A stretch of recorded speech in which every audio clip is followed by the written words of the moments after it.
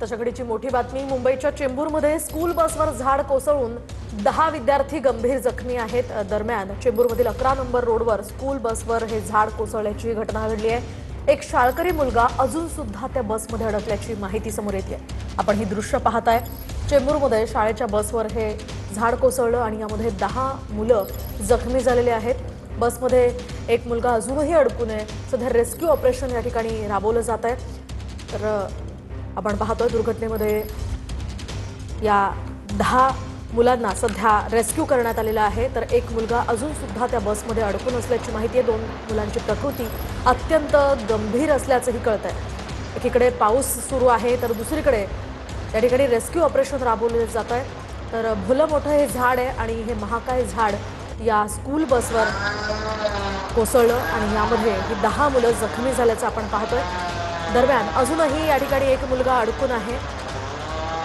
दरम्यान या संदर्भात बोलण्यासाठी आपल्यासोबत मुंबईच्या महापौर ऋतू तावडे आहेत। ऋतू तावडे जी अतिशय धक्कादायक तितकीच ही दुःखद घटना म्हणावी लागेल। चेंबूरमध्ये एका स्कूल बसवर झाड कोसळलेलं आहे आणि अजून सुद्धा एक मुलगा त्या ठिकाणी अडकून आहे। कसं पाहता या सगळ्या घटनेकडे? अतिशय दुर्दैवी घटना चेंबूरमध्ये 11व्या रोडवरती ही घडली आहे।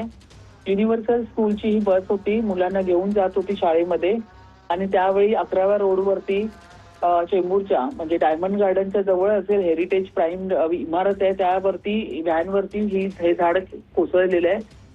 जवळपास व्हॅनमध्ये 13 विद्यार्थी होते, त्यापैकी 12 विद्यार्थ्यांना काढले, एक विद्यार्थी आतमध्ये अडकून पडलेला आहे। बाकीच्या विद्यार्थी पण जखमी झालेले आहे आणि एकाचं रेस्क्यू ऑपरेशन चालू आहे।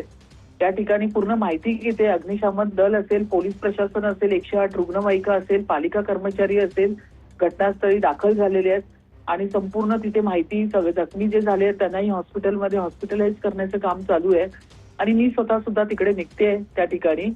परंतु एकदम दुर्दैवी घटना घडलेली आहे। पालिका प्रशासनाकडनं सगळी माहिती घेतली की ट्रिमिंग झालेलं का, तर त्या 11व्या रोडवरती सगळ्या झाडांचं ट्रिमिंग झालं होतं, पण ही बस त्या ठिकाणी जात असताना हे झाड कोसळणं ही खूप दुर्दैवी घटना आहे। मात्र ऋतू तावडेची सगळ्या घटनांचं या सगळ्या पार्श्वभूमीवर ऑडिट केलं जातं, पावसाळ्या आधीची कामं केली जातात, ही सगळी प्रशासनाची जबाबदारी आहे। याचा सगळा आढावा घेतला गेला नव्हता का? 100% आढावा घेतला होता। मी स्वतः रिव्ह्यू मीटिंग्स घेतल्या होत्या। मुंबईची जेवढी झाडं आहेत त्याचं सर्वेक्षण करा, त्यांच्या किती वर्षापूर्वीपासूनची ती झाडं होती, किती वर्ष त्यांना झालेली आहे, आता त्यांची काय परिस्थिती आहे, त्या सगळ्या गोष्टीचा वारंवार माझ्या व्हिजिट्समध्ये मग त्या रोडच्या व्हिजिट असताना सीसी रोडची कामं चालू असताना पण मी त्या झाडांकडे जाऊन उभी राहून बघत होती की या झाडांना खत पाणी वगैरे, कारण सीसी रोडमध्ये पण सिमेंट पाणी जातं। ती पडदी तयार होती, ती पडदी पण काढण्याचे मी आदेश त्या ठिकाणी दिले होते। तर काम मी माझ्या लेवलवरती सगळ्या अधिकाऱ्यांना सांगितलं होतं, पण तुमच्या माहितीसाठी सांगते ट्रिमिंग पूर्ण झालं होतं।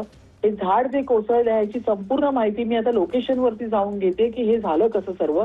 परंतु अतिशय दुर्दैवी घटना आहे, खूप वाईट वाटतं मला। एक महापौरने एक आई या नात्याने सुद्धा वाईट वाटतंय की एक बाळ त्याच्यामध्ये अडकून पडलेले आणि त्याला रेस्क्यू करण्याचं काम चालू आहे तिथे जोरदार आणि मी सुद्धा त्या ठिकाणी निघते। मात्र ऋतू तावडेजी, हे महाकाय वृक्ष आहे, त्याच्या आजूबाजूला कॉन्क्रिटीकरण केलं गेलेलं आहे। तुम्ही म्हणताय दरवर्षी आढावा घेतला जातो, यावर्षी सुद्धा घेतला गेला, मात्र तरी सुद्धा दरवर्षी अशा प्रकारच्या घटना घडतातच आहे आणि त्याची संपूर्ण जबाबदारी ही प्रशासनाची आहे। ही जबाबदारी प्रशासनाची हे आम्ही बिलकुल डिनाय करत नाहीये, प्रशासनाची जबाबदारी आहेच। म्हणूनच आता ह्याच्यावरती संपूर्ण माहिती जी आहे ती मी आता अधिकाऱ्यांकडनं जमा करते की असं झालं कसं। या ठिकाणी तिकडचे एमवेसचे जे वॉर्ड ऑफिसर असतील, गार्डन डिपार्टमेंटचे असतील, मेंटेनन्स डिपार्टमेंटचे असतील, रोडचे त्या ठिकाणचे असलेले साईट इंजिनियर असतील, सगळ्यांना मी आता जाऊन भेटते। लहान बाळांना पण आता तिथे जाऊन भेटणार आहे मी। तर ही मी परिस्थिती तिकडे जाऊन गेल्यानंतर माझ्या लक्षात येईल की तिथे नक्की वस्तुस्थिती काय होती।